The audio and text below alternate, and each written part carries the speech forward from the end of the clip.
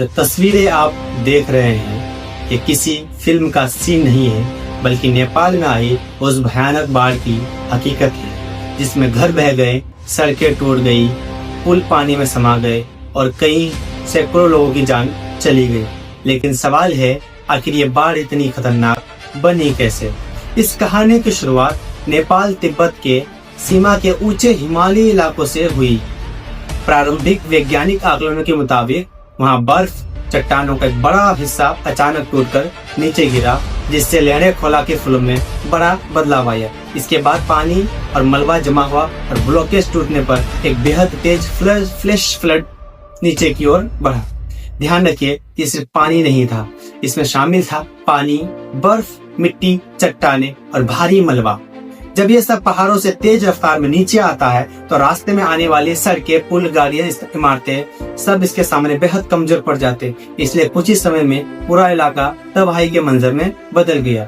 बाढ़ का सर्ज ऊपरी इलाके से नीचे आया और रसूलबाड़ी और तैमूर जैसे क्षेत्रों को प्रभावित करते हुए आगे बढ़ा। फिर इस नदी का पानी भौतिक कोशी रिवर सिस्टम में पहुंचा और आगे नीचे की ओर बढ़ गया।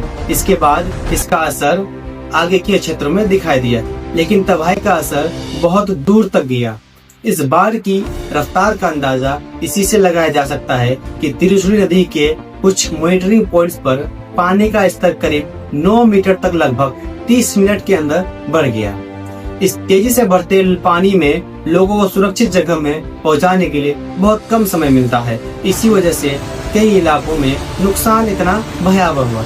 इस आपदा में दर्जनों लोगों की मौत की पुष्टि हो गई है और कई लोग अब भी लापता बताए जा रहे हैं। और चिंता सिर्फ नेपाल तक सीमित नहीं है, इन नदियों का डाउन स्ट्रीम कनेक्शन भारत से है। इसलिए बिहार और उत्तर प्रदेश के कुछ इलाकों में भी फ्लड पर नजर रखी जा रही है।